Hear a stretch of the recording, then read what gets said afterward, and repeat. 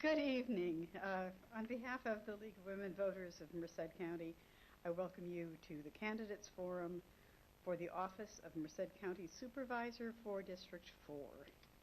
The League of Women Voters is a national, nonpartisan political organization that encourages the informed and active participation of citizens in government.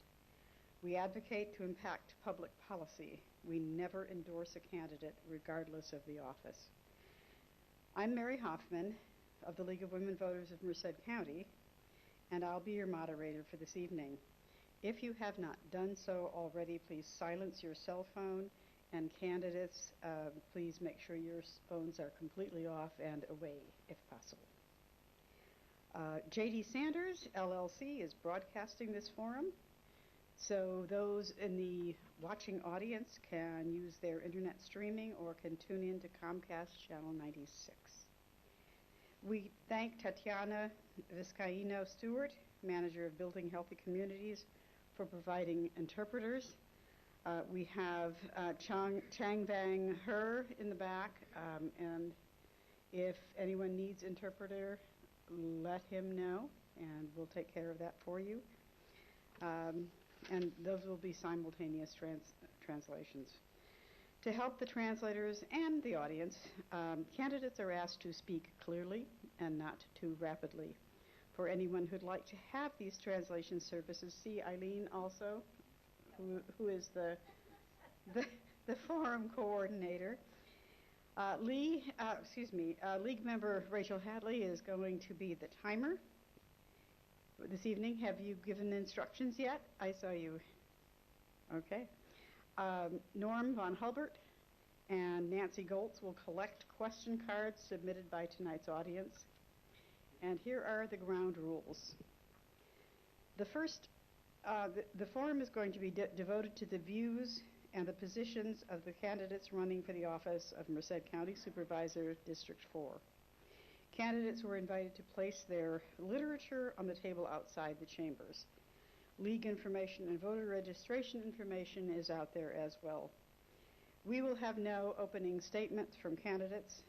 This will allow more time for questions, and each candidate will be given 90 seconds for a closing statement at the end of the questioning period. We thank the public who pre-submitted questions, and during the forum, your written questions will be accepted from the audience. Please print legibly so that I can read them. Just raise your hands, and Norm or Nancy will come and pick up the card, and they will be screened in the back. Criteria for the questions are that they must be, one, relevant to the office. We don't want to ask the candidates about their feelings about the presidential election. It has nothing to do with the office. It's just for this office. It has to be appropriate for this election and not of a personal nature.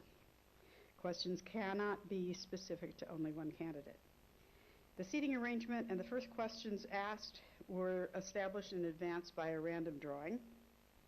The second question asked will be directed to the person seated to the left of the first responder, and we will continue with this format throughout the forum. All candidates will have the opportunity to address the same question. Each candidate will be given up to 90 seconds to respond to each specific question, and there will be no follow-up responses. If a candidate's response doesn't address the question being asked, the moderator, that's me, I'll repeat the question. If this occurs, no additional time will be allotted to the 90-second response time. This is your time to inform voters about your position on a variety of issues. It is not the time or the place for you to provide comments about what other candidates will or will not do. Responses will be timed. Timer Rachel Hadley will signal the candidates with cards marked start, 45 seconds, 15 seconds, and 5 seconds. When the allotted time of 60 seconds is up, the red card indicating stop will be shown. The candidate may complete his sentence and then stop. If the candidate doesn't stop speaking, the timekeeper will stand up and say stop. Tonight is an opportunity for us to engage in civil discourse to talk to each other face to face as good-willed people who all basically want the same thing: a government that runs smoothly and efficiently in the interests of all its citizens. Since this evening is designed to provide a nonpartisan setting for voters to hear all positions, we therefore ask that there be no demonstrations of support or opposition of any kind for any of the candidates or their positions. That includes no applause for individual candidates.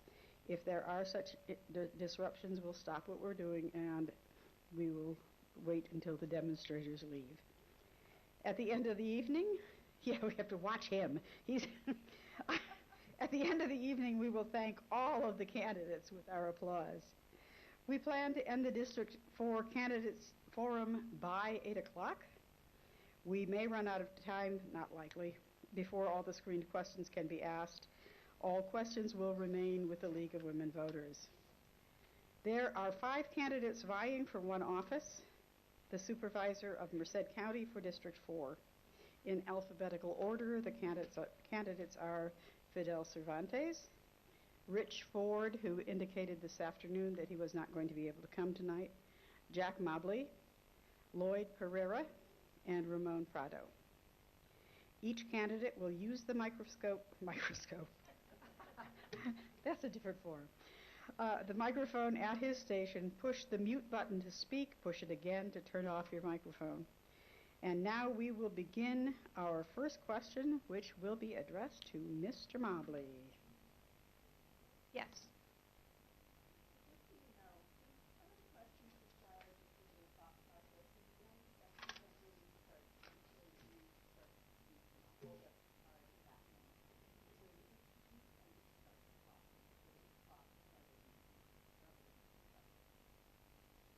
Okay, thank you. So, Mr. Mobley, what qualifications do you have to run for supervisor in terms of experience, education, community involvement, and so forth? Well, I've got a broad experience level from 22 years in the military, where I was a squadron, an ops group commander. So I've got command experience in the military, operational experience in the military. I've got an undergraduate degree in accounting. Some work towards a master's degree. Numerous military leadership schools. For the last 26 years, I've owned and operated a business in Merced that I started primarily to put the Southeast Asian community to work. And we've been pretty successful with that over the last 26 years. I've served on numerous boards: my church board, the Work Investment Board. I'm been on the Merced County Planning Commission for 10 years. Been active in the Merced County Republican Party on the Merced County Central Committee. I was a delegate to the 2008 Republican Convention in New York, I believe. So I've got a wide breadth of financial leadership positions and experience. I like Merced County. I've chosen to live here and chosen to make this my home, and I want to make it better. Thank you. Mr. Pereira. And anytime you need me to repeat the question, I'll be happy to do that. I'm fourth generation to live here in Merced County. My great-grandparents moved here in 1918 and dairied. Our family has been involved in agriculture for 100 years, or over 100 years, but 100 years here. And so I grew up knowing how to work. As a kid, I was probably the only one in my class that had to get up at 1 o'clock in the morning to milk cows. I didn't do it every day, but I had to give days off. And so I'm used to putting on the boots and doing the work when it needs to be done. I went to Merced College after Merced High School and was outstanding animal science graduate, and also served as student body president and student member to the college board of trustees. After Merced College, I went to Cal Poly, graduated with a degree in dairy science, and then came home and worked for my parents, and then worked for a couple of other companies, and then started my own dairy in 1988. And I have some real experience when it comes to getting permits, to doing the things that we require from our county. I also serve on a school board for 18 years. One of our schools was a distinguished California school. We've done real well. And so I have both, service abilities and work abilities, and I think that bodes well for me being a supervisor for Merced County. Thank you. Mr. Prado. I have no experience in politics. This is the first thing I'm doing that involves any type of politics. I graduated from Delhi High School. I'm a proud student of Delhi High School and Shattuck High School in Delhi, the continuation of high school there. I went there for 2 years. After that, I moved to San Jose and worked in the HVAC field, and I felt the effects of the recession in '06, came back, got into education, and I've been working in education ever since. I love what I do. It's very rewarding for me. I'm involved in different community organizations that help out and improve the community, and I've also been involved since 2011 with as the advisory council member in Delhi under Deidre Kelsey, and that pretty much sums it up. Thank you. Thank you. And Mr. Cervantes. So again, the question was related to experience. Hello, everyone. My name is Fidel Cervantes. As a candidate, I was born and raised also in the town of Delhi, proud graduate of Shendel Elementary, Delhi Middle School, and Delhi High School, but more importantly, a proud graduate of the University of California, Merced, where I received my education. For the last 4.5 years, I've had the privilege and honor of representing my community on the Delhi Unified School District Board of Trustees. This is my 4th year actually consecutively as the board president of a 7-member board. So in terms of experience, I do have that depth of knowledge and experience in managing relationships. We are the largest elected body in all of District 4, not to mention we're overseeing the largest budget, multi-million, over $20 million. And it's just a matter of having the most amount of students and being the largest town in all of District 4. Ultimately, why I decided to run is important is because I had conversations with people throughout the district, whether I'm in Delhi, Winton, Gustine, you name it. People are looking for change, and I'm really hoping to bring that sense of invigoration and, to an extent, experience to really make the communities better, improving our quality of life so that we can move forward as a county. Thank you. Thank you very much. We're going to begin the next question with Mr. Pereira. What do you see as the greatest challenge facing Merced County, and what would you do to remedy the issue?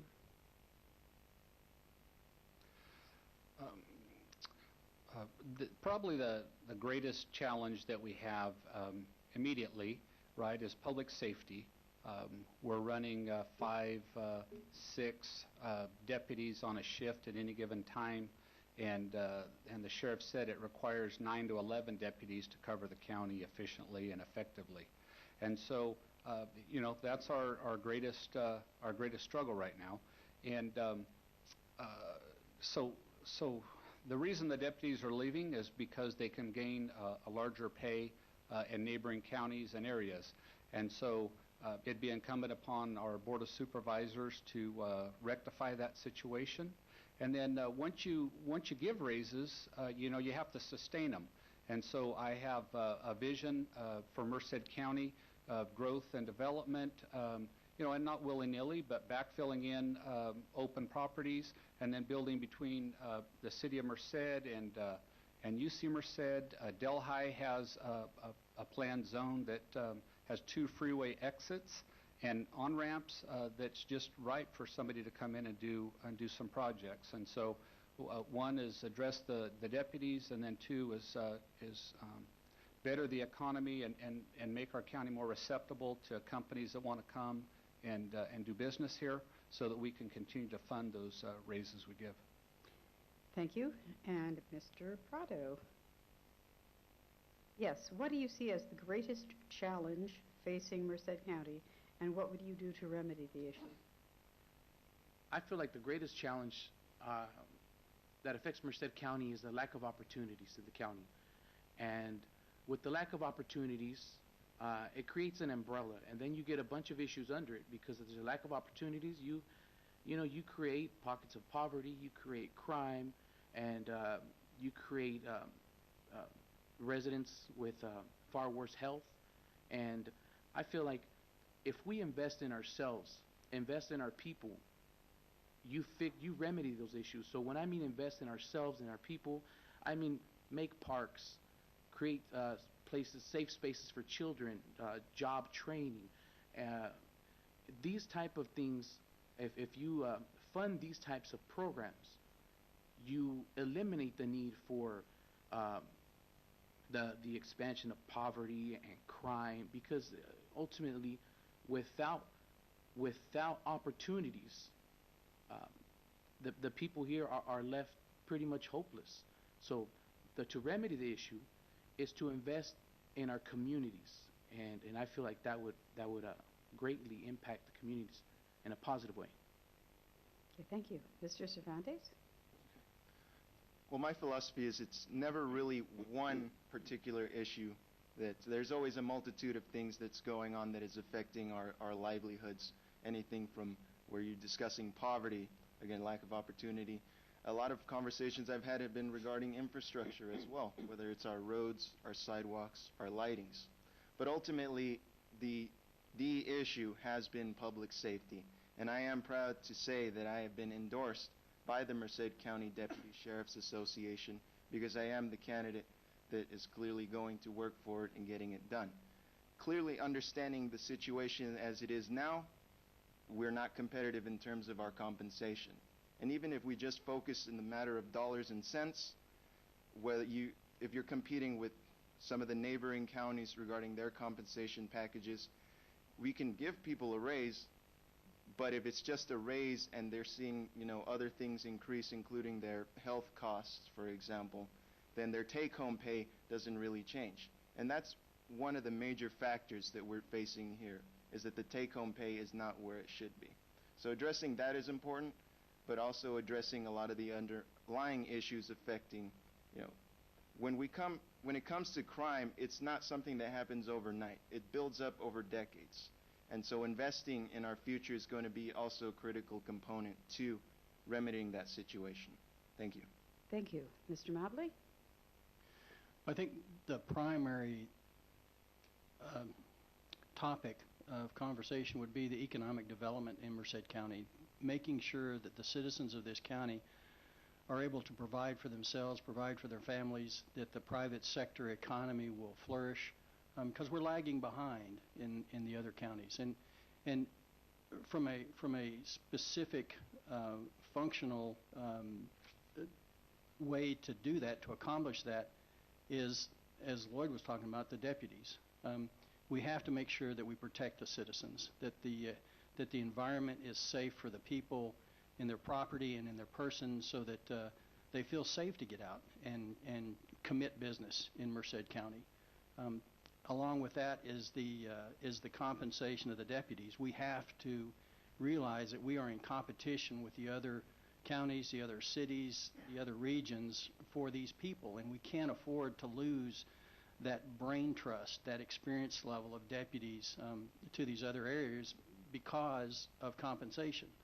I don't think they want to leave, but they want to make sure that they are doing the best for their families. The other area is infrastructure. We need to make sure that we have the roads, the bridges, those kinds of things, that when businesses come in and consider locating here, that they realize that they have the means to market their business. Thank you. We'll begin this question with Mr. Prado. It's basically the same question, only specifically in your district. What do you see as the greatest challenge in District 4, and how would you remedy it? The greatest challenge in District 4 is the lack of opportunities available to our citizens. That includes jobs, that includes safe spaces, parks, education. All these things create an environment where people cannot succeed. In order to remedy this issue, especially in District 4, I want to see investments in our community. I want to see the county team up with local utilities invest in infrastructure to get places ready so businesses can come, create jobs, train the workforce, get trade skills involved, and have a work-ready workforce, people ready to go and get started to work. And parks and investing in our children's as well. We need to create an environment where kids can thrive and they can feel safe. And this all comes under the umbrella of lack of opportunities. And in order to, like I said, to remedy that situation, we need to invest in our communities, in ourselves. Thank you. Mr. Cervantes? Okay. I tend to not enjoy sounding like a broken record, so I like to diversify my responses. Of course, again, public safety is that important, especially when you have rising gang activity due to the marijuana grows and amongst other things. Cartel violence is a very real issue in that region. But aside from that, we also have to address one of the root causes, which is poverty. Now, poverty, if you look at the statistics, there are reports that saying that, as a county, we have double-digit unemployment. That's not including the number of people that are underemployed or in a different field or simply are not counted because they've given up in trying to look for work. So we have a lot of work ahead of us in terms of what we're going to do to provide these people with jobs. Now, investing in our individuals, in our people, begins with investing in the infrastructure, laying the groundwork to ensure that not just certain pockets of the county are getting, businesses to come in, but even these small communities that encompass all of District 4. Remember that almost 95% of District 4 is unincorporated. So to bring business there is going to be vitally important to providing the jobs so that people don't necessarily have to commute out of the county when they can provide for their families here and now. Thank you. Okay. Mr. Mobley? Ask that question one more time, please. I want to make sure I didn't get lost in all the wisdom going on. Okay. What do you see as the greatest challenge specifically facing District 4? And what would you do to remedy the issue? I mean, when I think about Merced County, I see a county sitting in the middle of the state. We're halfway between Fresno, halfway between Modesto, kind of at the end of people's distribution chains, and Merced is a diamond in the rough, but we're not flourishing. We have to stimulate the economy in Merced County. Ag is always going to be the hub of this county, but we need to, with the UC, we need to take advantage of those kids coming out of UC. We need to diversify the economy in Merced County. It's always going to be ag-based, but there's so many things that we can do in relation to ag, from technology to equipment, and to do that, again, we have to focus from a practical standpoint on safety, the cops, making sure that we attract and retain adequate police protection to fight the crimes, to fight the drug, to make this a habitable place for people. It is, but to make it even more safe, to attract businesses, and also work on the infrastructure so that businesses, when they come here, they see low crime statistics. We're not the murder capital of California as we currently are per capita. That they see that we have effective law enforcement to get the methamphetamine problem done, the gang problems done, and where people are safe. Thank you. Mr. Pereira? Excuse me. District 4 is unique in that it has a ton of unincorporated areas and rural communities. And as I've been going and meeting voters, I would say their number one concern is, of course, public safety. Their number two concern is the roads, and their number three concern is being represented on the Board of Supervisors. They all kind of feel like they don't get their fair share of what happens, and as far as infrastructure and money spent on them, and sometimes even the sheriff's services, because if you've got one deputy in an area and they get called to another area, they're underserved, and so I guess that I believe that's the number one issue is representing the citizens and making sure their voices are heard, and when they've got an issue on M Street, that they can call me, and that I'll meet with them and help them if I can. And my job is to understand the the county and the system and how it works, and then share that knowledge with them as they run into frustrations, as many of them have expressed. And so I think those are the three issues that I see at the top of the list. Thank you. Okay, shifting gears. We'll start with Mr. Cervantes. What is your position on the supervisorial discretionary fund? Oh, well, this has been very fun political theatrics for the last, I don't know how many election cycles. My personal position on this is understanding that this is a system that we simply have to move away from. Now, understand this. With the current makeup of the board, you do not have the majority vote to do away with the funds. But slowly, through each election cycle, we're getting there. Used to be 100,000, then it was 70,000, now it's been down to 40,000.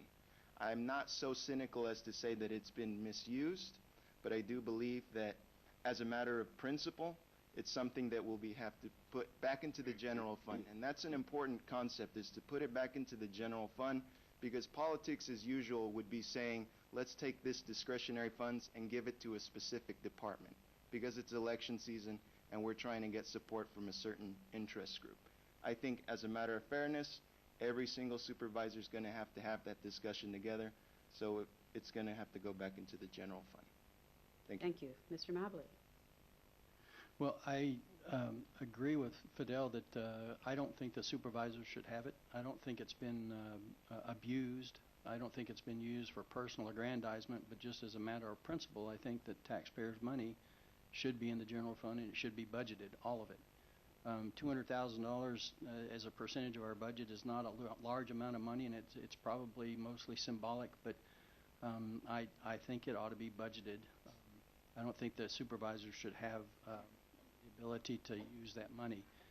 If, when I become a supervisor, that money is still available, I will give it to the sheriff's department in one lump sum, because that is the primary function of government, is protection of the citizens. And I would trust Sheriff Warnke to use it to the best possible advantage, and that's what I would do with it.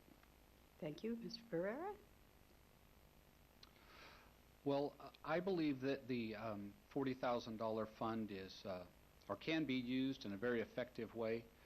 As I've talked to the voters, they already feel underrepresented, and so if they have a project in their community that needs to be addressed, and I can allocate some of the budget money for that item, I'm not talking about sponsoring people. I'm talking about making communities better. And so if a county building in one of these communities needs some help, then I can bring that up to the board. And it takes a majority vote of the supervisors to allocate that money. And so it's not one person picking where it goes, and then that's what happens. And so, it's really no different than if it was budgeted, because it still has to go through the same process. And for a community that already feels a bit underrepresented, I think that we could use that money for good in District 4, and I'm fine with that use. Okay, thank you. Mr. Prado? I think $200,000 in an impoverished area can go a very long way. I said in the Merced Sun-Star paper, I am against the discretionary fund. I feel like it's pandering money. It's pretty much supervisors making themselves look good to specific people or specific organizations. If it's such a concern, it should be added to our fund. I believe that we need to get away from this $40,000 per supervisor. I'm not going to wait for somebody, for other supervisors to go ahead and lead the way so I can follow suit. My stance is clear. We need to get rid of it. It's not going to solve our issues, but it is showing the people that we are leading by example and putting their priorities first. So if community projects, if these type of issues are such an interest to supervisors, then they would add it to the budget. Thank you. Okay, thank you. Mr. Mobley, I will begin with you. What has surprised you the most while campaigning?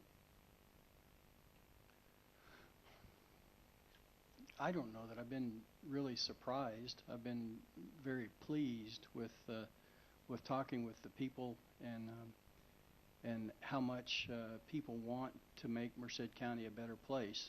I look at the folks in Winton and the way that they've been able to turn around or start to turn around that community and take it back.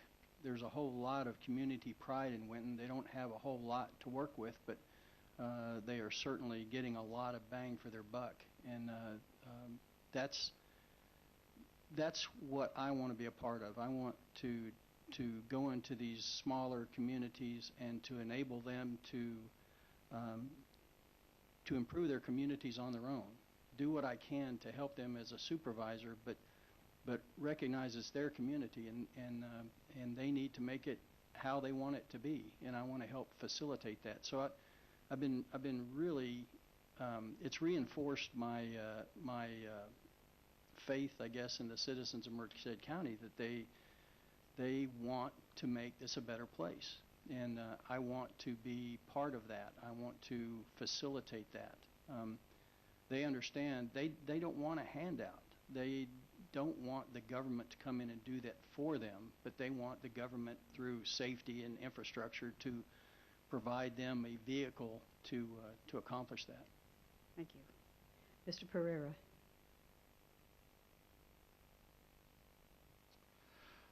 I guess I would have to agree that I haven't really found too many surprises, and I will say that campaigning is a lot different than I expected from the standpoint of not knowing, people that you meet for the first time, walking up to a door of a registered voter and knocking, and some of them come out and want to engage you. They want to know what you're about, what you stand for.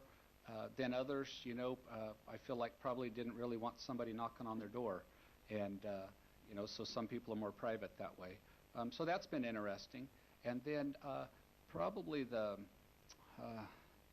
don't know, I guess not being surprised, but I think finding wonderful people. I grew up showing at Los Banos and Merced Fair and being involved in 4-H and FFA, and so I'm running into people that are in their 70s and 80s that were parents of the kids that I showed with, and so I've been surprised that people remember me from the time I was a kid. So there's my surprise. Thank you. Mr. Prado. Yes, what has surprised you the most while campaigning? What has surprised me the most is the amount of distrust people have in our county. And I know that from experience because I also experienced that. What also surprised me the most is the pouring in of support from people that are new to even voting in a county election.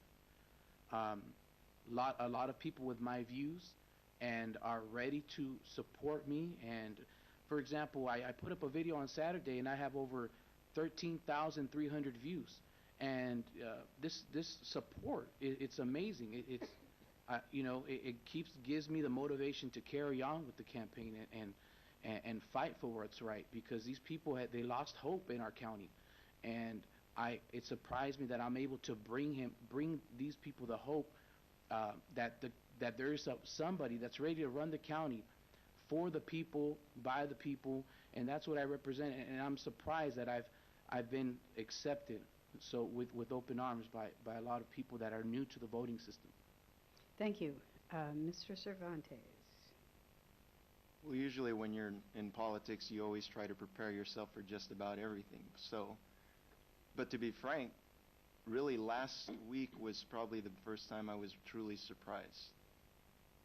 Within the political circles, there was a lot of discussion as far as where the County Deputy Sheriff's Association was going to go. I mean, they could have gone with a candidate that, promised them the world, but instead they chose me. And on that matter, you kind of, sometimes you just ask yourself the question, well, why? But it gave me a chance to kind of reflect as to, the type of person that I am and what I provide and what I bring to the table. It's just someone that is fair, someone that brings that experience and that knowledge. But more than anything, someone that really, and it comes with the same conversations that I have with so many residents throughout District 4, people really want change. And I don't know if it's just the dynamics of the 2016 election in general, but that's really been kind of the symbolic nature, per se, of everything that's been going on recently. Okay, thank you. Mr. Pereira, we'll begin the next question with you.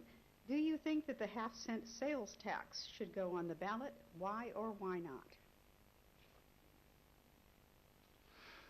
Well, I believe in our political process and our Constitution. And so whether it should be on the ballot or not is up to the people that are signing the petition. And you know, we all should have a right to vote. If we're going to pay a tax, then we need to be represented. And so I believe it should be on the ballot. In addition to that, you know, the road taxes, or the way our roads are repaired now, I should say, is maybe not as efficient and effective as it could be. And so I've talked to people in my district and really from all over the county. You know, people aren't really excited about spending more money for roads if they're going to get the same roads that they had. Now, there's the potential for Merced County becoming a self-help county and getting state funding, and so that's a positive. But once we get those dollars, our citizens expect us to use them wisely. And so until we do that, you know, I'm not sure that it would pass if it were on the ballot. Thank you. Mr. Prado.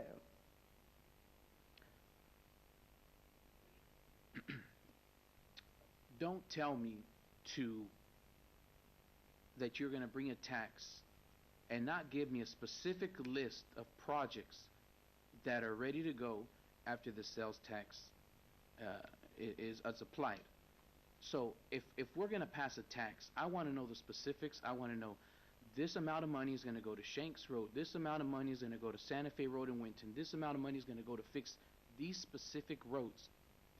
If the people that are creating this tax can show me that the projects are specific and the people have a choice to where the money is being spent and what roads are being fixed, then I wouldn't mind pitching in a little extra. But if the tax is vague and say we're going to fix your roads and you're not going to tell me what roads you're going to fix, don't even bother bringing it. Thank you. Thank you. Mr. Cervantes? Well, analyzing current trends, it appears that the proposal is on its way to the ballot. Now, we've seen the history as far as similar proposals in the past. I believe it's last 3 times we tried to pass a transportation type of infrastructure tax, did not get the necessary votes required. Now, there are there's general concepts about where that money is going to be spent. A lot of that money they want to invest in some of the regional projects. But my personal perspective on it is, even though people should have that option to vote on it, I get the sense that it's going to be voted down again simply because a lot of the money is going to be focused on major developments. And as much as I love my alma mater of UC Merced, a lot of that money will be going to something like their Campus Parkway, which is for the 2020 expansion, and possibly the Merced Atwater Expressway. If you're going to be taxing a lot of my constituents in District 4, I really expect that a lot more of that funding is going to go to fix the very roads that people have been concerned about for literally decades. Thank you. Mr. Mobley? Well, I respect the process, and if it qualifies to the ballot, you know, it ought to go on the ballot. I will not vote for it. I think that we have the money in the budget.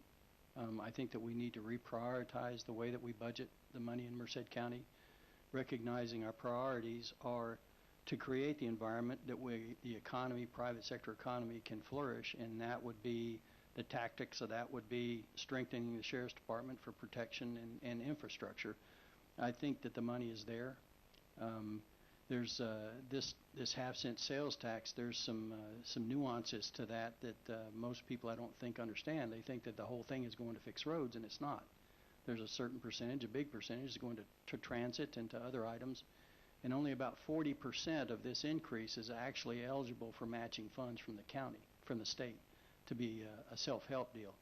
It's already been recognized by the County Roads Department that this money will have a negligible effect, if any effect, on the quality of the maintenance of the roads.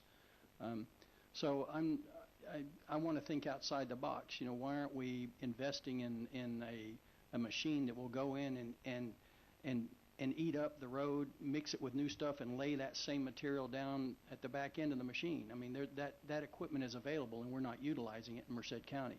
Instead, we're patching holes, and I just think that there's a lot of better thinking that can go towards our priorities. Thank you. We'll begin this round of questioning with Mr. Prado.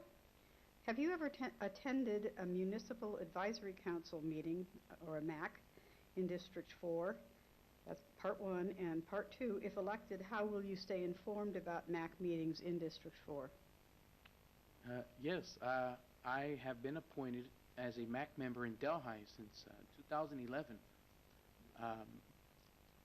Now, if elected district supervisor, I would make it a part of the job, I want all supervisors to attend every single MAC meeting, or at least make it so that they're organized and able to go to every single MAC meeting. That's something that I feel strongly about, because unfortunately, as a MAC member, I even felt that we were not represented, because our supervisor hardly showed up to the meetings. So I want to make it a priority that I'm at every single MAC meeting, because essentially they're the ones that are going to tell me the needs of the county. And if you're not there, if you're not present at these MAC meetings, how are you going to say that you represent the county? Because you're not connecting with the people of your district. And I find that it's very important to connect with the people of my district. And I feel like if you're not attending MAC meetings, then you shouldn't be a supervisor, period. Thank you. Thank you. Mr. Cervantes. I did get to serve one term on the Delhi Municipal Advisory Council as well, but I have also been to every single MAC in District 4 at least once. My car is going to need to fix, I might have to get a realignment soon because of how bad some of our rural roads are, but I've been to the Snelling MAC, I've been to the Hillmar MAC, I've been to the Winton MAC, I've even been to Gustine City Council meetings, because it sounds a bit like an exaggeration, but when you're a public servant, I don't care what position you are, but in this case a county supervisor, it's a 24/7 job. So if the people expect you there and you can fit it into your calendar, you have to be there. You have to make that effort, because the people of District 4 have felt like they've been neglected by the county for too long, and they deserve nothing less than the best form of representation. And that's what I aim to bring.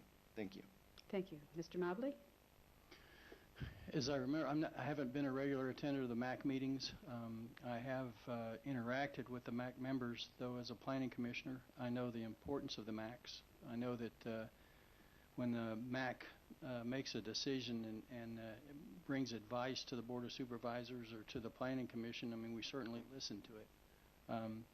As a supervisor, I would definitely go to the MACs. That would be, as the other folks have said, it'd be an obligation to know what the people in the district are thinking, and take their views into consideration. You can't know what's going on in the district if you don't get out and meet the people and listen to them. And I intend to be very available, open door policy, and get out to where the people are. So I will attend the MACs. Thank you. Mr. Pereira. Yes, I have been to multiple MAC meetings for each of the sites, and that's where each community has its liaison to the county. And there's been some frustration at each of the MACs for underrepresentation that I alluded to earlier. And the MAC meetings are in the evenings, and so obviously once in a while there's going to be a conflict. However, if that's where your constituents are, and that's where they want to communicate with you, the MAC's members, are appointed by the supervisor. And so if I'm the supervisor and I've called upon people and asked for them to serve on the MAC committee, then my level of respect for that service would be that I would be there and hear what they have to say and relay that on to the county.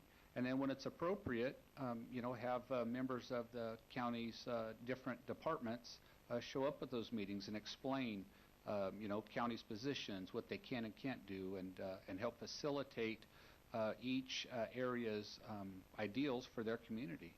I was asked a question in Hillmar, and it was, well, what's your plan for Hillmar? And I answered, I said, well, I don't have a plan for Hillmar. That's not my responsibility. That's your responsibility. My job is to facilitate through the county what Hillmar wants for Hillmar. And the gentleman that asked the question kind of grinned, and he goes, I didn't realize I asked you a loaded question. That wasn't my intent. But he goes, I liked your answer. Thank you. Mr. Cervantes, we'll start with you. Do you agree or disagree with the new urban communities option included in the 2030 Merced County General Plan? Please explain your answer. May need a little bit more detail on that one, if possible. Okay, could you repeat the question? The question is, do you agree or disagree with the, quote, new urban communities option included in the 2030 Merced County General Plan? Please explain your answer. Well, I will not commit to a position because, quite frankly, again, that is not something that I have enough information to make a decision tonight on. But I will take what you mentioned into consideration, and I will do my research on it. Because, again, politics is pretend like you know the answer and give a response. I'll admit I do not have a response, but I will follow up on it as soon as possible by learning the issue. Thank you. Mr. Mobley. Well, I admire that answer there, Fidel. That was good. I remember going through, as part of the Planning Commission, going through the master plan and talking about development and how we wanted to. Did we want another city? Did we want infill development? And I think this is on the track to the answer that you want. And what we decided, and I think what we came up with is a good plan for the county for development to preserve ag land, to make sure that we have the services where we need to have them, that we have the population centers where we need to have them, and at the same time not be so restrictive that we're dictating to people where they have to live.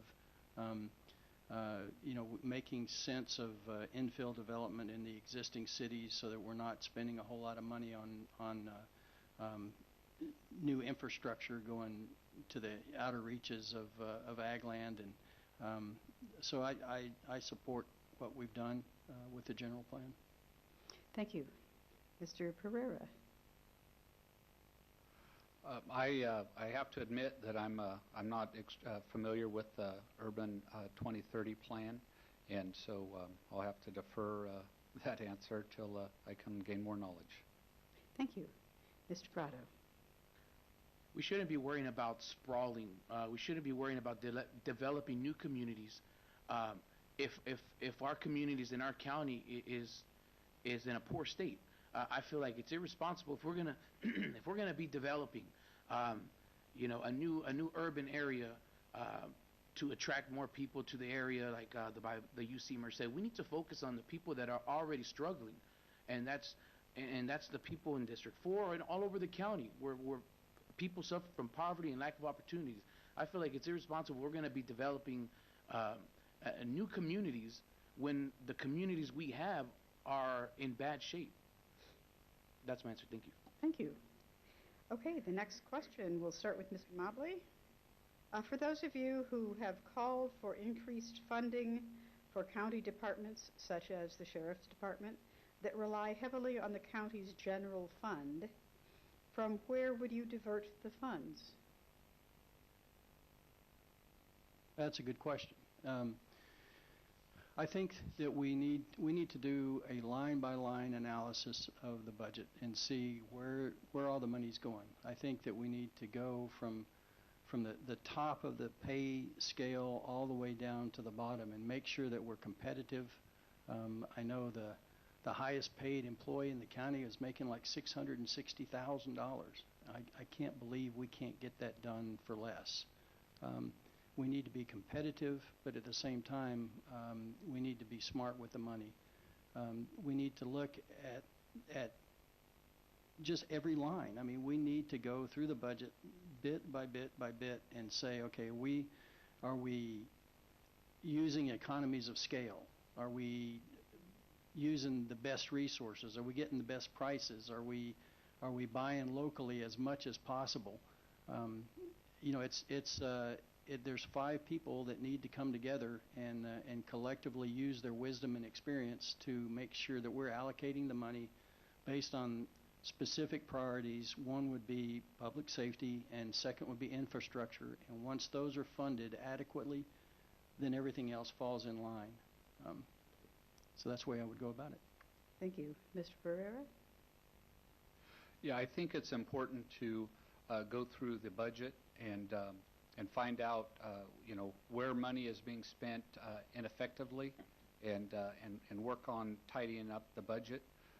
I believe that we need to help our department heads think outside the box and become as efficient as they can. I'm sure the county budget's been tough for quite a few years now, and so and knowing people in our county, I know that we've tightened our belts as much as we can, and people are doing more with less. The other side of the coin is that we've only got so many dollars until we increase our economy, and the county's responsibility is to facilitate increasing that economy. And so if a company would like to come to town and do business here, then we need to be as helpful as we can and not put up roadblocks, because as businesses come here and do business, they hire people and they pay more taxes. They raise values of property, and so we need to increase the amount of money that comes into our general fund, so that we don't have to cut anymore. That we can have a safe community, that we can have good roads that lures people here, and then with that, we'll be able to fund increased sheriff's department. Thank you. Mr. Prado? Yes. For those of you who have called for increased funding for county departments, such as the sheriff's department, that rely heavily on the county's general fund, from where would you divert the funds? First, I want to cut pay for our top appointed and elected officials. I'm strong. I've been very, I want to cut it 50% and show the people that we mean business. Another thing I want to do, our pension plans for our government retirees is killing this county. And in order to get the monies that we need to be more realistic and face this unsustainable pension plan that we have. Only in this county, not only in this county, but in this county, you make more money retired than what you did at your highest paid year as an elected or appointed official. And I feel that's irresponsible. We need to restructure our pension plans. We need to think outside of the box. We need to become a paperless county, so we're not spending so much money on ink and paper and digital. We can have digital elections. These things are ways that we can cut costs to the county and get more money, get the money that we need to spend on the things that we want to spend it on. And whether it's pay cuts for top appointed elected officials, restructuring our pension, going paperless, these types of things are the types of ideas that we need so that our county can move forward and be successful. Thank you. Mr. Cervantes? Well, like all negotiations, it's a lot of a give and take systems. Obviously, scaling back some of the perks and privileges of the supervisor is going to be important. But again, financially, that doesn't really make a dent into the budget as far as how we're going to reallocate things. Line by line is important, and I think after every election, it provides us with an opportunity for whoever the board ends up being to look at what their collective priorities are. In terms of big ticket items, because obviously when you're reforming, you're talking about big ticket items. I think one of the important places to look at is as far as the kind of breaks that we're giving to recruit people to come in. Because when you're competing with multiple neighboring communities as far as trying to bring in, let's say, a big name factory, on the one hand, you're thinking the positive is you're going to be bringing in jobs. But you always have to take into account, what level of tax breaks you're going to give this corporation in order to get that done. Is it something that is equitable, or are we simply giving them leeway to the point where you're going to get you're not really getting back what you're putting into it? So that's going to be important to look at, is making sure that Merced County isn't seen as a piggy bank by developers, but as someone that they can partner with that is realistic about the give and take that it's going to take to get things done. So there's our response. Thank you. Okay, we'll start with Mr. Pereira. What do you feel is the best way to attract industries that will provide a significant number of jobs for our local unemployed? Well, first, we need to fix the infrastructure in Merced County. Our roads are horrendous. There's already businesses here that don't like being here because they drive on these roads, are unsafe for their drivers. There's a couple of fertilizer companies, spreading companies that I've talked to, and they have to stock leaf springs at their shop because at the end of each day, at least one of their trucks is going to have a broken leaf spring. And so, we need to fix infrastructure. And we need to make Merced a better place. It's hard for us to attract, good companies to come here because they can go anywhere they want. They've got other towns that are recruiting them. And so when they take a look at the crime in Merced and they take a look at the infrastructure, we don't become their first choice. We're often either first or last on a list, and it's usually for a negative reason. So if we can make Merced a safer place, we can fix our infrastructure, and then we need to have our planning department and our economic development departments out soliciting these companies. And instead of making things difficult for them to get a permit, we need to make it easier for them to get a permit. And when they come and open up shop here, they hire people. We draw people out of poverty and into prosperity. And that's what we need to do. Thank you. Mr. Prado. In order to attract industries and businesses, we have to be realistic and look at ourselves. What do we have to offer? What's so special about Merced County that we can attract these businesses and industry? The key is to make sure our people have a better quality of life. If we have easy access to medical access and better roads and better education and a trained workforce, if we have all these things in place, businesses and industries will come. They will not come if we do not invest in our people. They see, if this is how we treat the people of Merced County, why am I going to bring my business and my employees to this county? They're going to go to areas where there's better opportunities for their employees and their children, whether it's better education, a better quality of life, better access to parks and recreation. These types of things are what brings businesses and industries. If we invest in ourselves and invest in a better quality of life, businesses and industries will come. Thank you. Mr. Cervantes. Well, the county has been making a lot of efforts in terms of going actively out there and recruiting, but I think we really need to bring it back down to the human element, which is our people. And again, let's throw out an example out there. You can bring a company that provides a bunch of, let's say, high-tech jobs, but if you don't have the people that are already living in here regionally that can take on those positions, then really all we're doing is inviting others to come in to have to fill in those positions for it. So what does that end up doing for the residents who have already lived here, who've already paid their taxes, and in a sense, their tax money, or in a sense already helped to recruit these companies? What we do need to do is start by investing in our people. Now, whether that's making the ease in terms of access to health care for a healthier, more vibrant community, whether that is talking about the improvement of the education, though that is the educational component, but we can, as a county, work in tandem with, our local school districts or our county Board of Education to ensure that we have the right job training programs, that we're preparing our workforce. We can do a lot to recruit people, but if we're not preparing our own folks to take on what's to come, then we're only, doing ourselves a disservice. Okay, thank you. Mr. Mobley. Government cannot create jobs.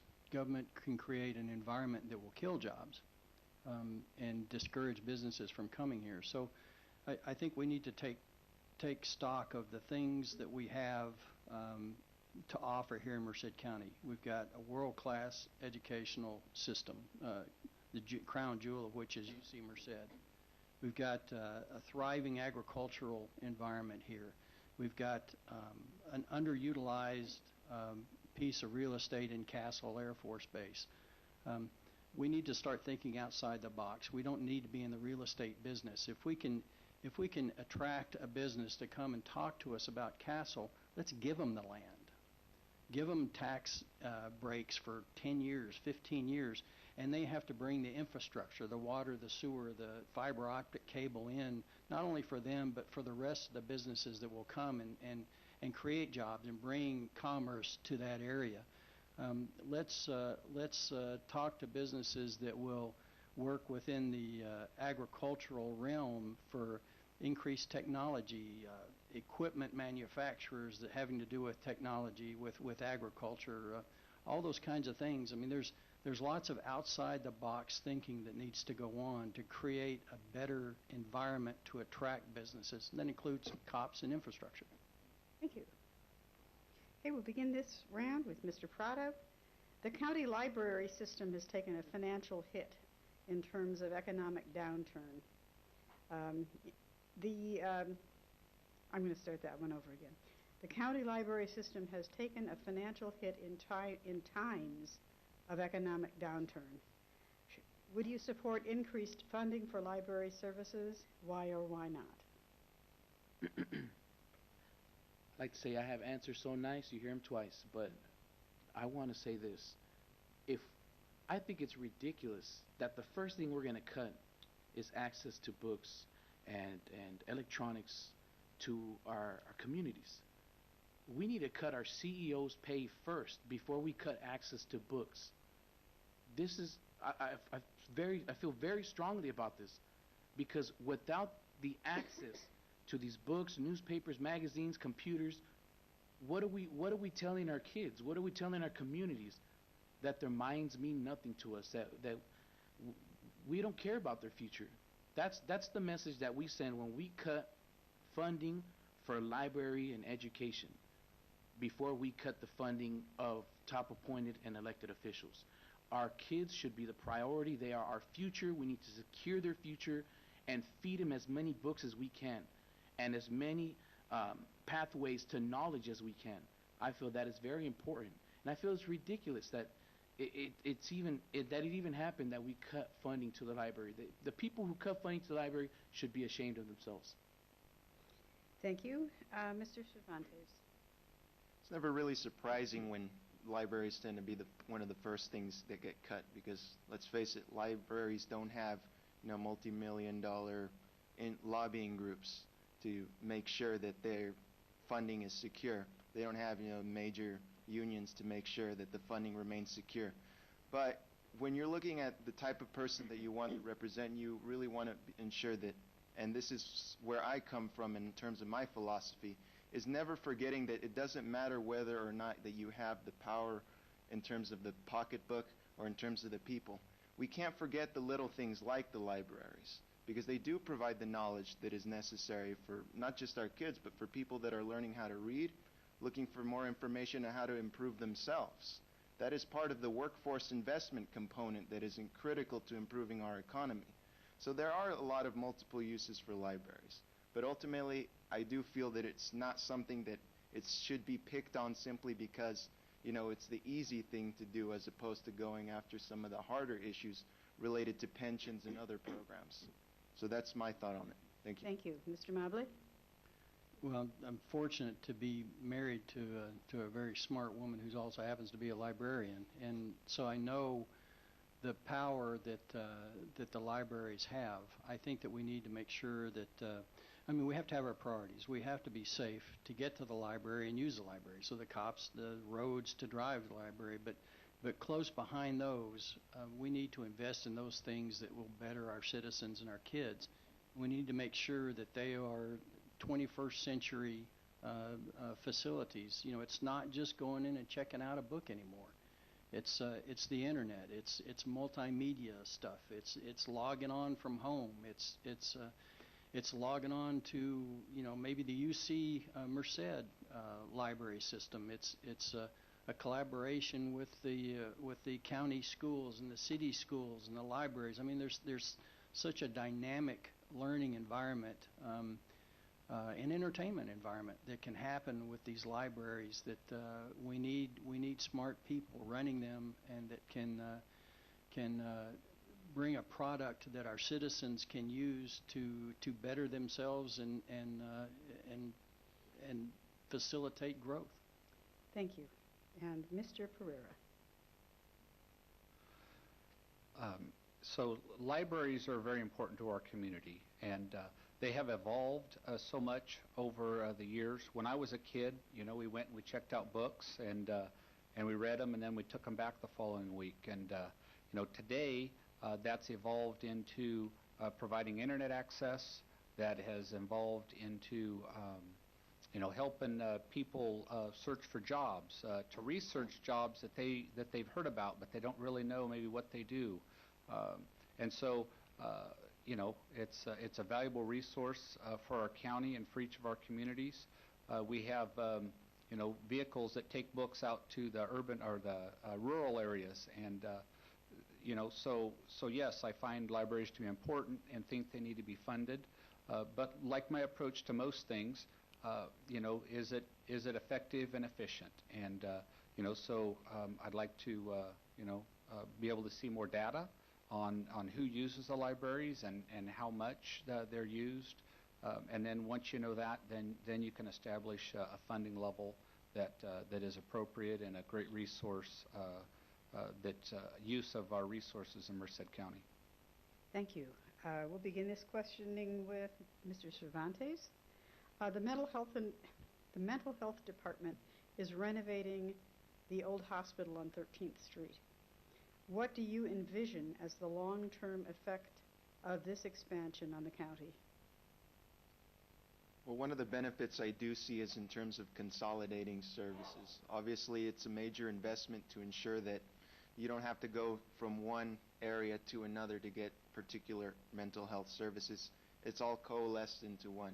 And they are partnering with neighboring counties to provide those same services, so that at least some of the costs can also be incurred not by ourselves, but for the other, like say, I believe it's either Madera or Mariposa County that's also pitching into this project. So in that matter, I do see the value. I always see the value in centralizing as many services as you can. It's better to have a one-stop shop as opposed to confusing people with the bureaucracy of having to go to multiple places. When you can get taken care of at one place, that's always for the best. So I do envision that it's going to be a lot more efficient, a lot more effective, and it's going to get the services that we need for our people. Thank you. And Mr. Mobley? I'm all about you know, maximizing the dollars spent, and if we can consolidate services into one facility. I mean, it was a crime that sat there for as long as it did unused. You know, it will help in a multiple areas, from the homeless. You know, we've got homeless people that are in desperate need of mental health services, that you know, treatment, and quite frankly, some of them just need to be taken care of. They just they're that disabled. We got another level of folks that need counseling. They need support services so they can get back on their feet.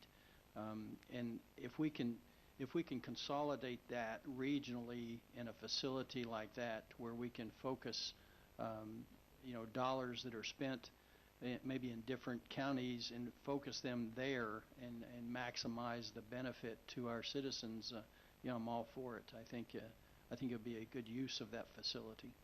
Thank you. Mr. Pereira?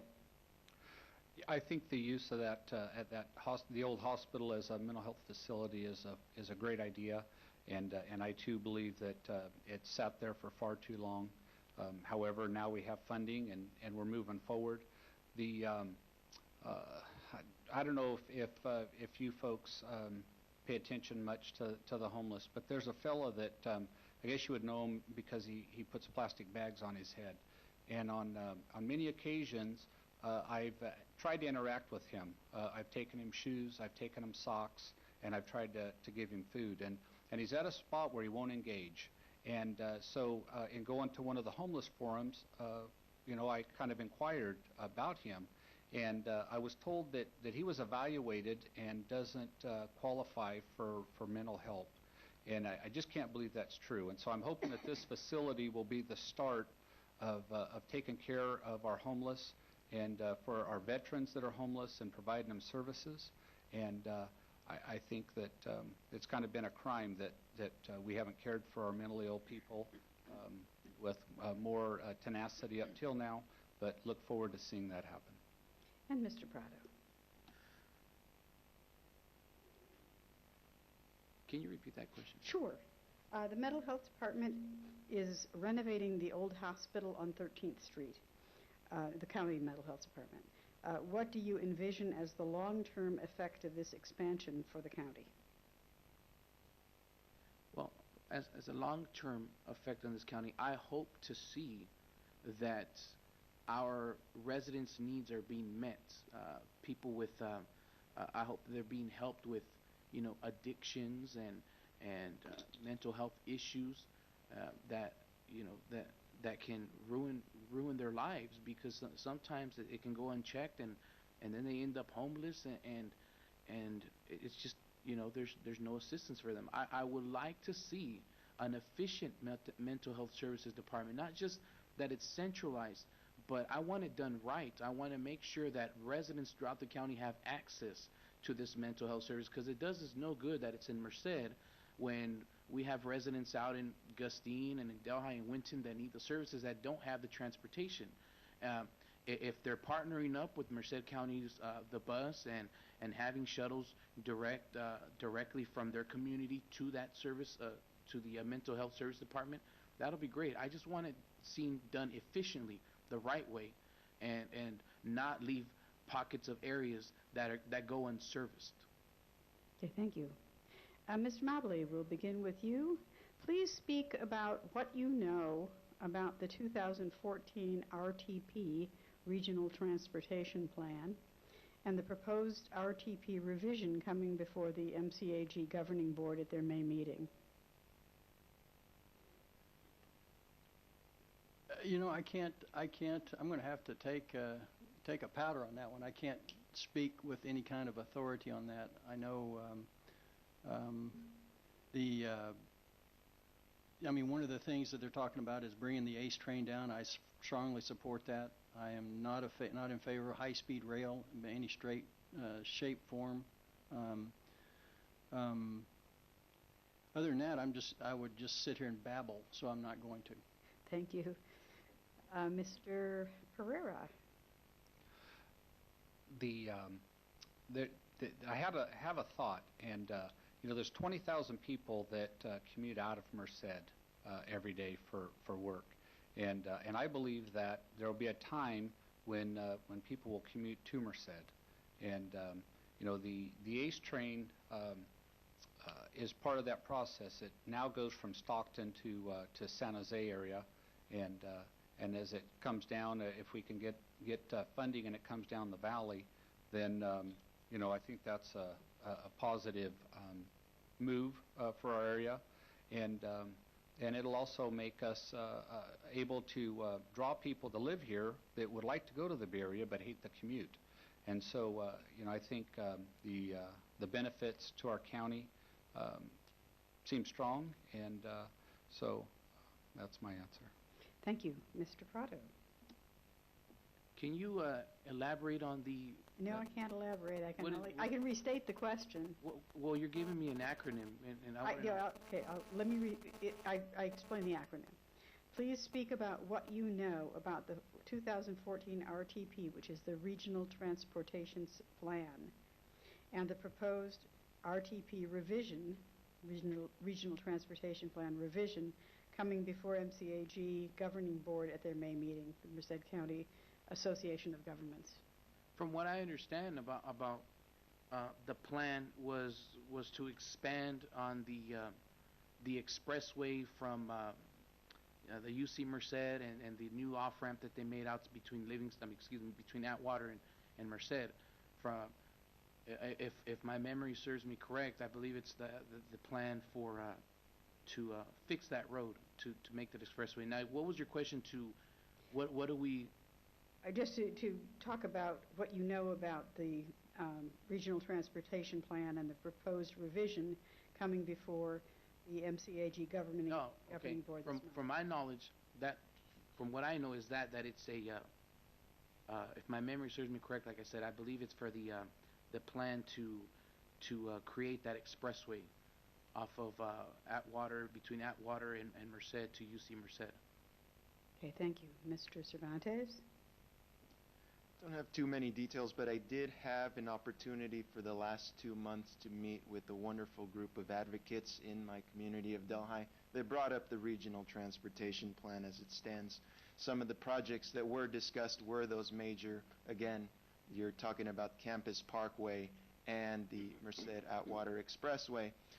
Now, the current revision, there has been some people, for the most part, it's like anything when you're discussing, everyone has their own pet projects because this is McCag.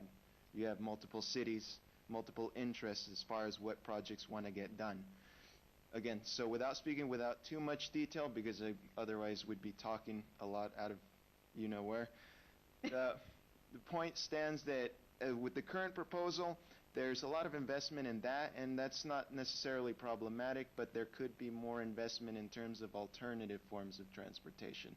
Because I firmly believe that if we're going to make our communities safer and more, vibrant, we have to invest in, better, safer access and safer routes to schools, making sure that we have a robust public transportation system, and for that matter, whether you're talking about the ACE train or any other projects, making sure that those are implemented here, and increasing, access for cyclists and making places more pedestrian friendly. That's all going to be incorporated, important part of how we move our communities forward. Thank you. Thank you. Okay, Mr. Pereira, we'll begin with you. How would you go about making the county budget process more transparent to the public? Well, that's a great question.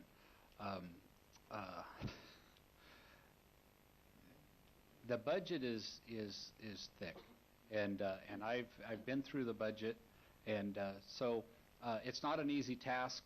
I guess the focus has been having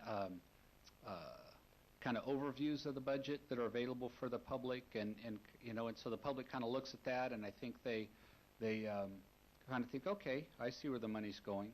But until you break the budget down and you go through it line by line, it's really an overwhelming document. And so if we can have more town hall type meetings where the budget's discussed and the budget's shared with people, putting it online so that citizens can go through the budget, and read it for themselves. It's a complex document, and we're talking over $500 million a budget, and it's what would you call it? Overwhelming, I guess, is the way to say it. And so, just making it more available, having more workshops. It's hard. A lot of people don't really want to come to workshops, but if they're interested, then we should provide that for them. Thank you, Mr. Prado.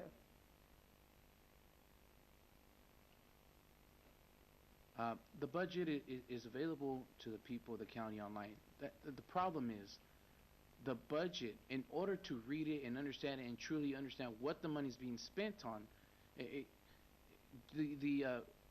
pretty much is impossible because it doesn't tell you exactly where the money is being spent. For example, parts of the county would, departments of the county estimate how much they need for the year. And because of that, the supervisors, whoever passes the budget, they're going to go ahead and appoint that much money to a department. Now, that creates issues, and that creates issues with transparency. Now, if a department is not telling you exactly to the very last dime what their money is being spent on, then we have a problem. And we need to restructure how our budget is being done. If you go to a store and you're charged a certain amount of money and you're not told exactly what you spent your money on, that would be a problem. That's why we have receipts. Now, if departments can't tell us exactly what the money is being used for, that creates issues with transparency. And I believe that budget needs to be restructured so that it's easily read and it's in detailed descriptions on what the money goes to the very last dime. Don't give me a general fund or just these general expenses. I want to know how much that pencil and that eraser costs you. Thank you. Thank you. Mr. Cervantes. So I guess the budget is online, and it's a 500-pager. I mean, if you're dedicated enough to read it, I'm getting there on that because it's my responsibility as a supervisor to eventually understand the ins and outs as best as possible. Now, you can improve the level of transparency by investing in certain online programs that kind of you contract with the company, they kind of do the overview of the budget, and then they kind of simplify it down to make it easier to understand for the average person. That's one concept. But another one that I believe is very important is when you're talking about budgetary transparency, it's not just how the dollars are listed and how they're allocated. It's a matter of understanding who your supervisors are talking to. So, for one, I make it very clear that I'm going to have open office hours. It doesn't matter what your affiliation is. The point is, as a public servant, I have to listen to you. But on that note, because my office is open, I feel that it is a right of my constituents to know who I am meeting with in my office, what interest groups I am meeting with, so that you have a better understanding of where this money is going and where I'm coming from and who I've had conversations with. Okay. So being transparent about who you're meeting with is going to be an important part of that. Thank you. Thank you. Mr. Mobley? It's your money, and we're just entrusted with spending it. So it's incumbent upon us to tell you exactly how we're spending it.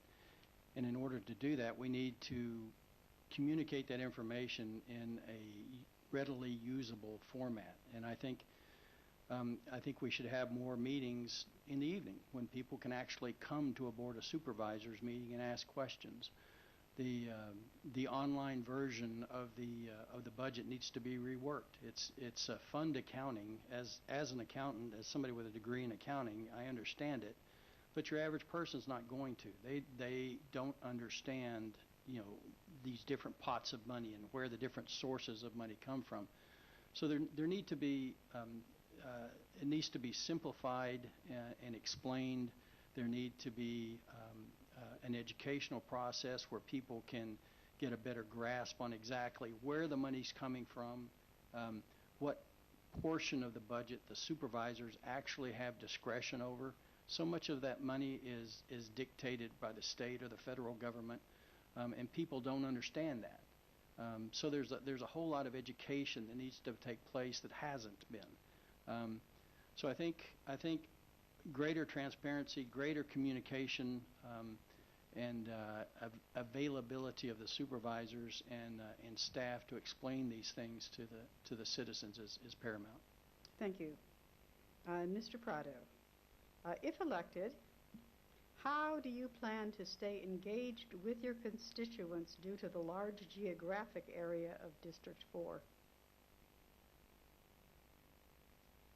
Well, in order to be engaged with your constituents, you have to be amongst them. You have to go to every MAC meeting. You have to go to every organized event that's in your district or even in the county. You have to let the people know that you're there. You're not just hiding away in an ivory tower, and you're there to serve them. And that's the best way you can make the connections. You can make connections with the people of Merced County, especially District 4. When you have festivals or these big events that the community has put together, or anything involved with, like even with the school board, hanging out and checking out big events that kids put together. These types of things is people see that, and then they'll see that there is somebody truly representing them, and I feel like that's very important. Okay, thank you. Mr. Cervantes? In many respects, how an individual campaigns tells you a lot about what type of person they're going to be. Now, in my campaign, I take a lot of pride in the fact that when people expect me to be there, I'll be there. And I'll show up by surprise for people that don't know me, whether I'm going to not just a MAC meeting or a Chamber of Commerce meeting, but say I want to go to a cultural meeting. Maybe there's an organization that is focused on doing community service. I want to be there as well. I've had the privilege of, there was a community group, there's the Veterans of Foreign Wars had their meeting in Winton, for example. And their meetings tend to be closed, but because they had seen me go to their Valentine's Day dinner, they felt this is someone that we could trust. They gave me the floor to present myself before their meeting started. That is a reflection of who I am as a person. And again, I bring back that whole issue about my car not liking me because my tires are worn out as they are. That's important. And I will show up and expect that I show up. And I have given my phone number out because that's what the type of representation you'll be getting from me. Thank you. Thank you. Mr. Mobley? Yeah, accessibility is key to it. I mean, I want to go on ride-alongs with the deputies. I want to go into every department in the county and find out who's in charge and what their procedures are, what their inefficiencies are, and what can I do as a supervisor to improve that so that they get the highest level of service that they can that they can possibly get. And I want to be out in the district. I want to be at the MAC meetings. I want to be at the city council meetings. I want to be engaged with the people. I would love to just walk into a restaurant in Delhi and walk up to a table and say, hey, can I sit with you and talk to you? Can I buy your breakfast and just talk to you? Or go somewhere with a sign that set it on the table and says, I'm your supervisor, come talk to me. I'll buy you a cup of coffee. Just being available to the people and making sure that people understand that they can talk to me about their problems and ask for my help. So it's just being a good citizen, getting out and meeting the people. That's what I want to do. Thank you. Mr. Pereira? I believe it's very important to spend time in the district. With the supervisor's offices are here on M Street in Merced, and of course you need to be there because a lot of business is transacted there. But the pulse of the district, District 4, is in Hilmar, it's in Stevenson, it's in Gustine, it's in Delhi, it's in Balico, Cressy, and Winton and Snelling. And I spent a lot of time over the last 6 months in each of those communities. And I'm a person that builds relationships, and so I've been to the homes of many of the leaders in those communities, and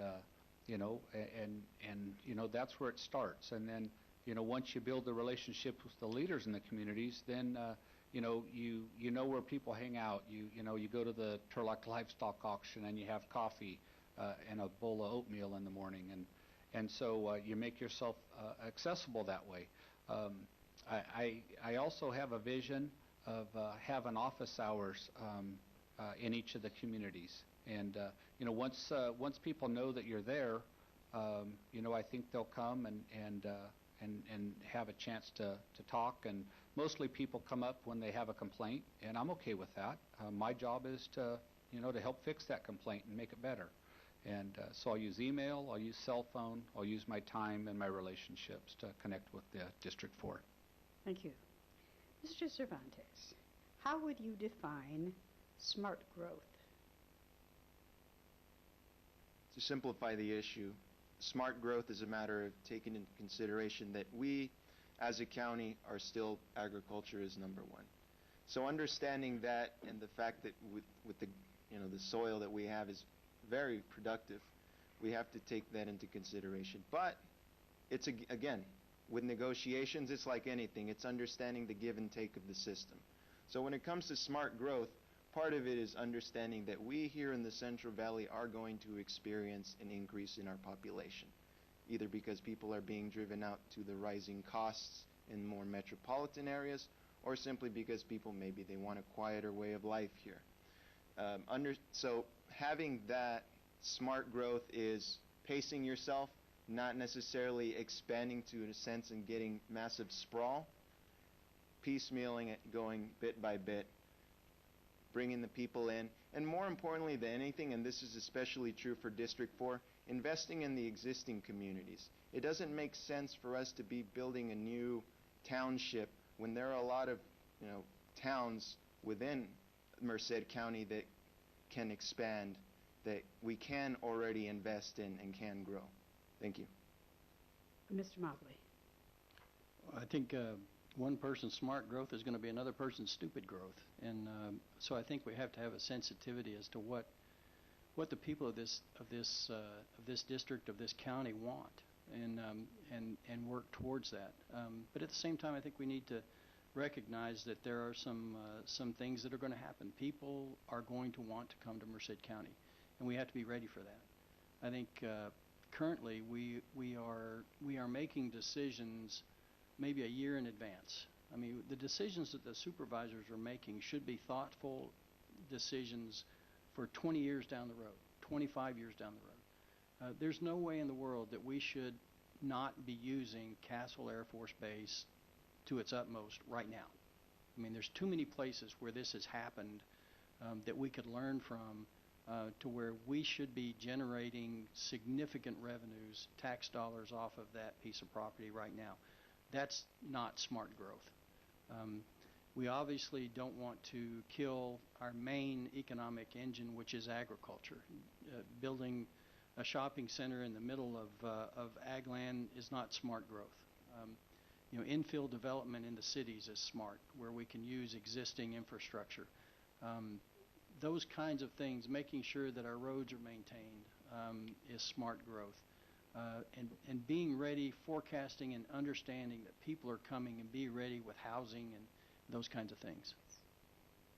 Thank you. Mr. Pereira? So smart growth is just this. It's taken what you have as resources. For us, our economic drivers in Merced County are agriculture and rapidly becoming UC Merced. And so between the city of Merced and UC Merced, there's ground, it's available, and so we need to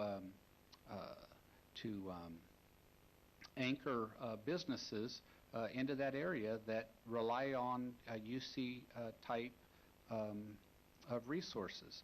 You have schools out there, and there's businesses that want to use them for research. And so we can bring IT companies, we can bring medical research companies into that area, and so we need to attract them. And how do we do that? It's with smart growth. It's with having a plan and a place where they can come, and so they don't have to look at an open field and say, well, wow, we'd like to locate there, but what are the roads like? What is the infrastructure like? What's it going to cost for us to come here? And so that would be one, is utilizing the anchor of UC Merced. Secondly, is that on the highway corridor, we have a tremendous amount of agriculture, and so let's bring some agricultural processings that take our products and make them to a higher value. Thank you. And Mr. Prado? I feel like we shouldn't put all our eggs in one basket and try to lure, big companies and try to sell them on something. And I don't think that's smart growth. I believe that in order to, we need to spread out the opportunities to all the different communities that need it. So if you go ahead and improve and build sidewalks, say in like Winton and Delhi, and fix the streets and create parks and things like that, you create a snowball effect, because then what you do is you're creating a rise in property value where people can profit off of their homes, where people have a better quality of life. And once you do that, like I've been saying, you invest in the people, you invest in a better quality of life, and then businesses will come, big industries will come, and they'll want to call this place home because they see that Merced County offers a great quality of life for its residents. If you don't do that, then we won't grow. And smart growth, to me, is investing in our people and making sure that they're happy and have a great quality of life. Thank you.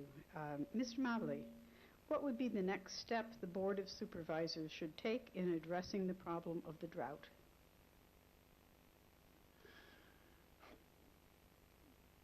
This drought is something that I mean, there's no way that we can control the weather. Obviously, we're gonna have droughts. We're gonna have times of plentiful water, but the effects that we're dealing with now should never have been an issue.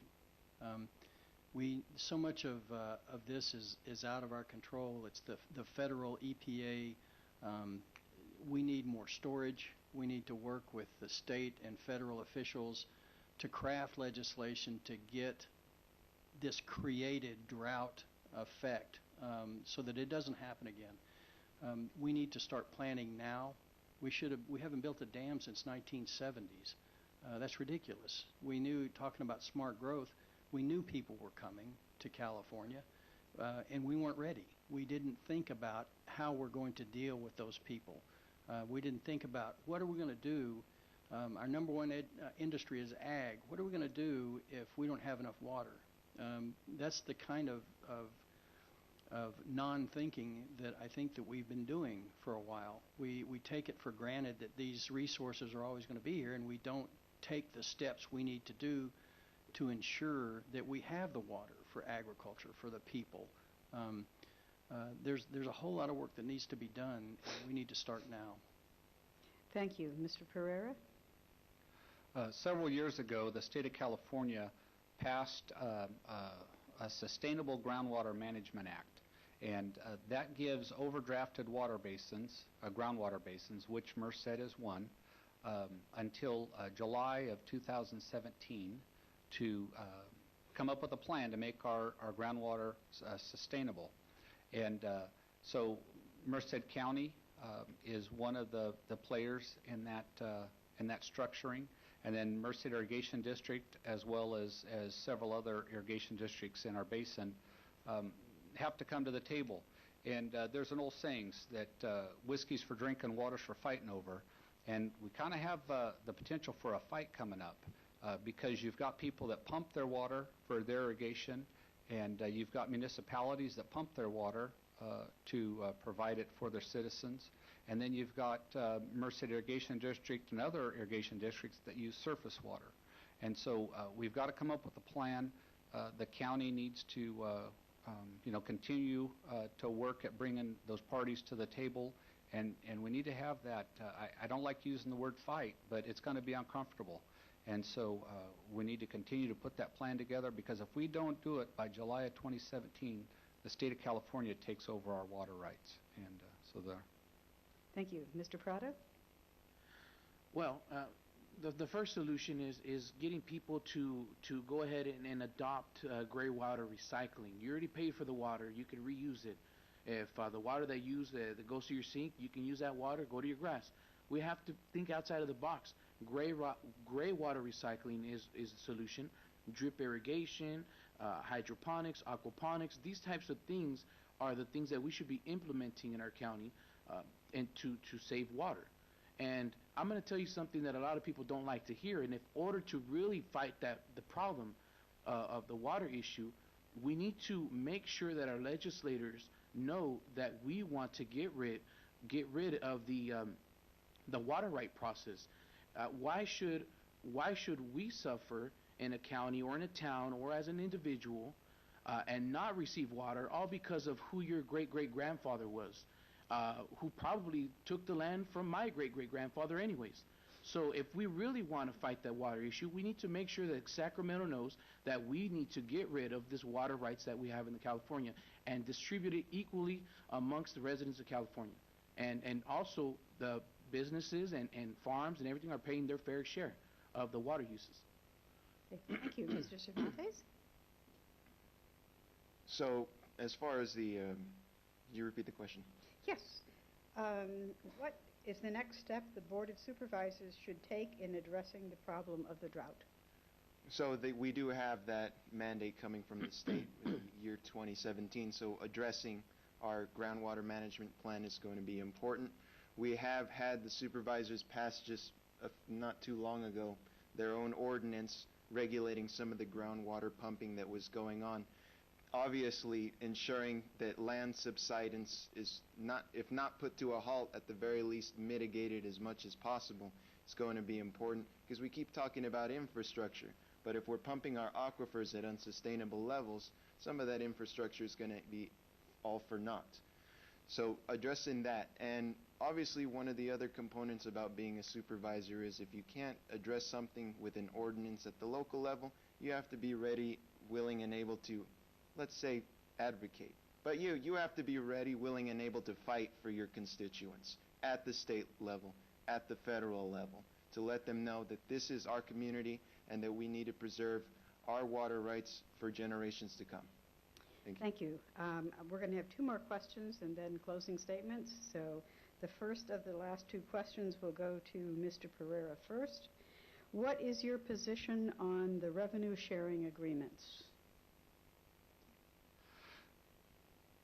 Well, first, the revenue sharing agreement between the County of Merced and the City of Merced is at a bit of a standstill. The county is asking for a 80-20 split, and the city is asking for a 50-50 split. And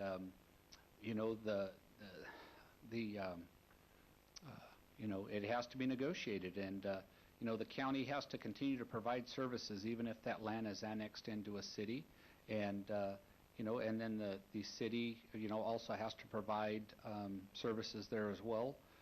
It seems to me that a split somewhere in between the two, probably closer to maybe a 25-75 split, would allow the county to continue with its services, mental health, the jail, and yet let the city have enough money to provide the services such as fire for those areas. Thank you. Mr. Prado?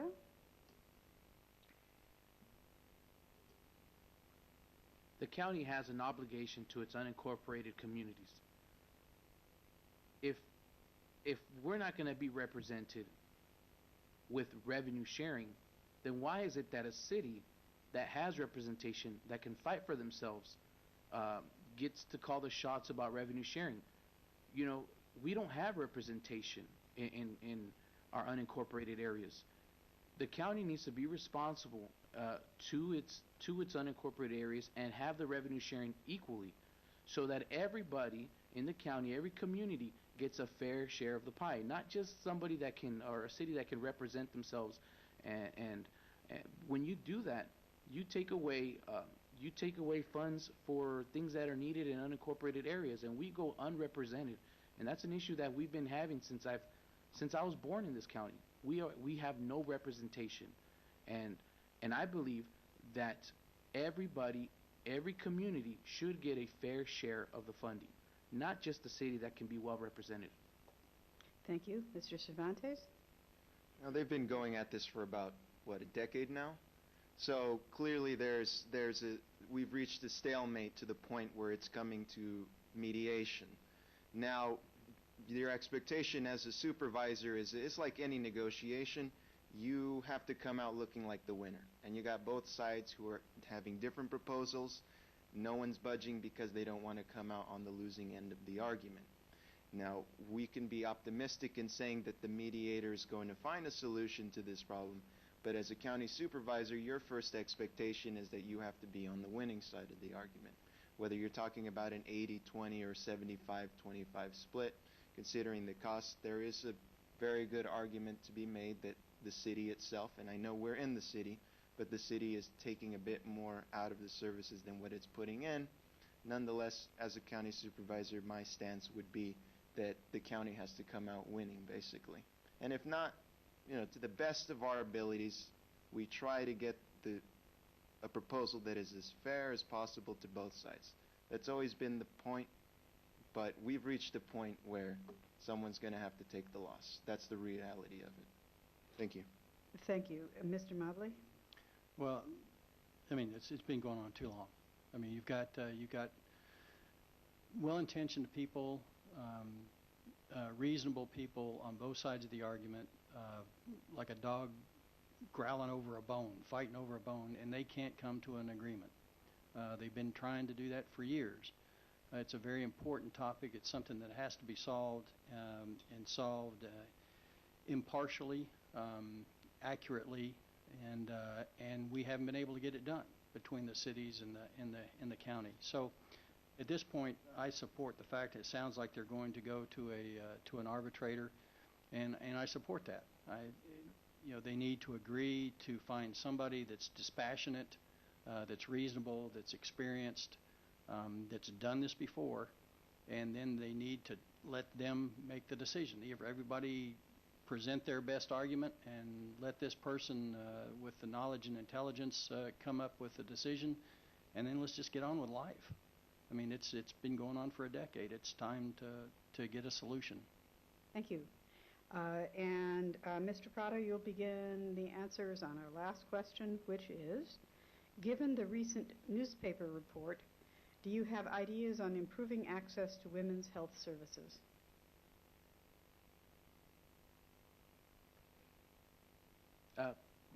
You have to be specific. What newspaper report? What was it? What did they talk about? Because there can be any type of article that has There to was do with... a rather significant... Can you repeat the question? Given the recent newspaper report, do you have ideas on improving access to women's health services? Well, I'm not sure what article you're talking about, but I am for making sure that women have access to the medical care that they need, whether it's through the doctors, whether it's through Planned Parenthood or what have you.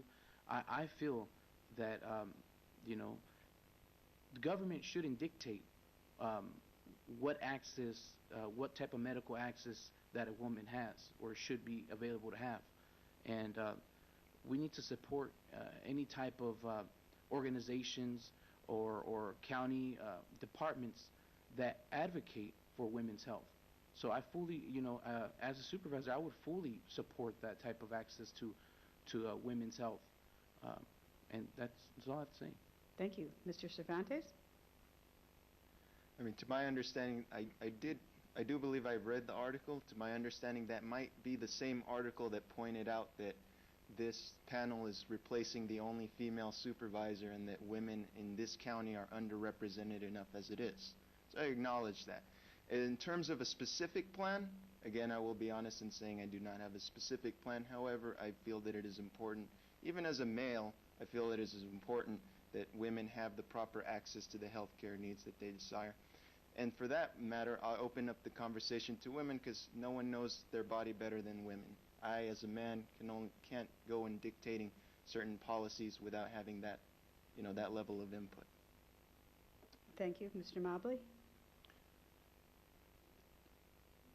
There's a whole lot of different medical exams, medical needs that women have that men don't have. Mammograms, those kinds of things, and for those that are indigent, I mean, we need to be able to supply those things for folks so that they, so that early detection of cancers, in terms of funding, like Planned Parenthood, I'm not for that. I am a pro-life guy. I don't know if that was part of the article. I don't believe I read the article, but I don't believe that that's a function of government.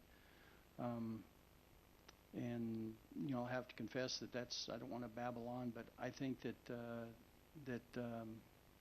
women's health issues is very important, and I think that they need to have equal access to the services provided to men, but they've got other specialized services they need. We need to make sure that we've got the mammography equipment available in the county for that, and other medical procedures that's available for their use.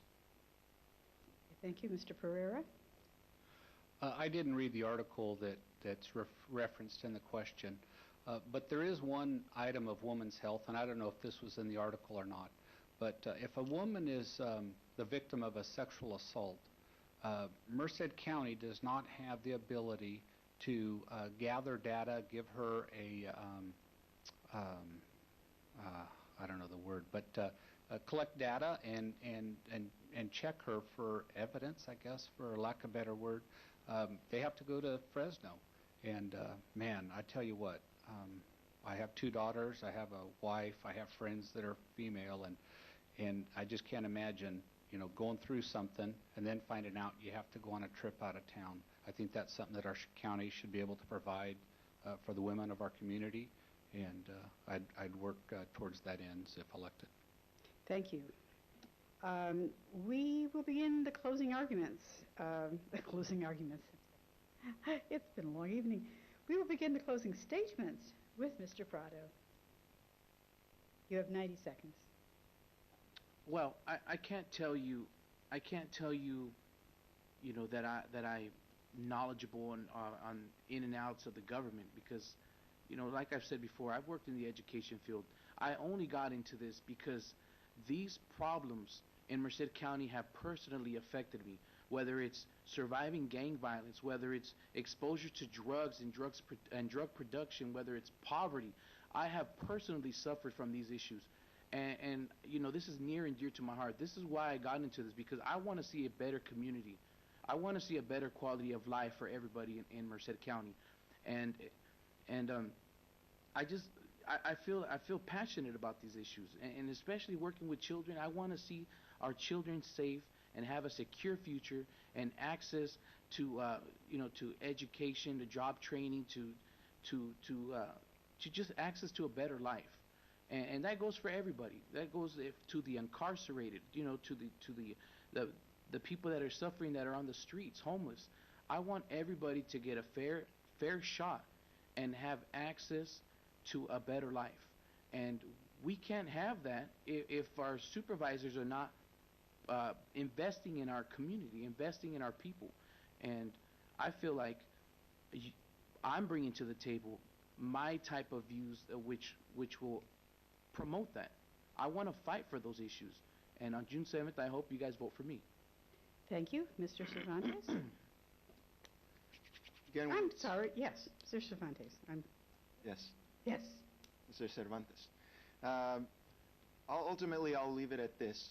Having the honor of representing my community for so many years on the school board, realizing that education is one important component of improving the livelihood of someone's long-term prospects.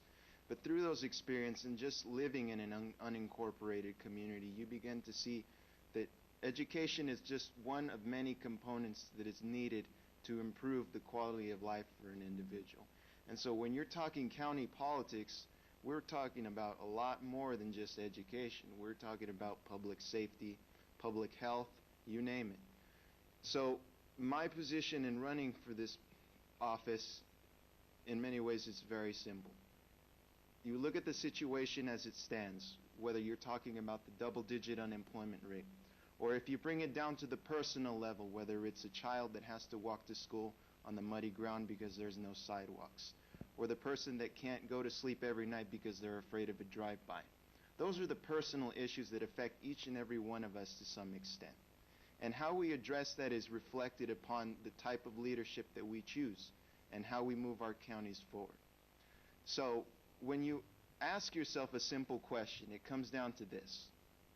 Are you happy with the way things are now? And if not, why not try something different? And I hope that on June 7th you see me as that change. Thank you. Thank you. Mr. Mobley? I'm seeking this office because I want my life to make a difference. I want to be a part of creating a place where people can thrive, where people can raise their kids and not live in fear, where their children can have opportunities that their parents didn't have. I believe in the American dream. I believe that California is the leader of this nation. What starts in California moves east at a very rapid pace, and Merced County is in the center of that. We are in a unique position to influence this state, and I want to make sure that we make the best of that. I have organizational abilities, leadership abilities from the military, from my business. But the bottom line is that I'm all in Merced County. Everything that I own is here. My business is here. My home is here. I don't own anything in any other state. I have chosen to be here. And I understand the strategic nature of this county and this state, and I want to be part of the rebirth of California. I don't want Merced County to be a departure point anymore. I want it to be a destination, and I can work with people from various backgrounds to make that happen. I appreciate it. Thanks for having us. Thank you. And finally, Mr. Pereira. Merced County is a very unique place, right? We're in the middle of the Central Valley. We have a booming ag economy. We have UC Merced that has come to our community and has brought new opportunities. We have Castle Air Force Base. And one thing that I believe is that I have a vision where there's a lot of things that we'd like to have, and one of those is a better Merced County. For too many years, we've headed in the wrong direction. I'd like to be a part of the team that turns that around and heads it the other direction. We have the opportunity to bring businesses here, and a lot of people kind of bash, well, we don't want businesses, but businesses bring an economy, and economy brings jobs, and jobs bring people out of poverty. And too many people, I think, in our county think they live in poverty, and rightly so. And you can't give them money to get them out of poverty. That doesn't work. You gotta provide opportunities. And so we need to educate our kids. We need to create an infrastructure that brings growth and development here. And we need to, be the Merced County, the Board of Supervisors needs to be the environment that facilitates all of that.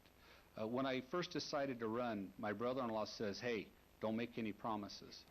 But there is one promise that I'm willing to make. If I'm elected, that I will work hard for the citizens of Merced County and of District 4 to make this a better place. Thank you. And let us now thank all the candidates and you, the audience, for attending with our applause. Please remember to vote on Tuesday, June the 7th, or through the vote by mail voter process. The last day to register to vote for this election is May 23rd. And thank you again, candidates and audience, and have a good rest of the evening.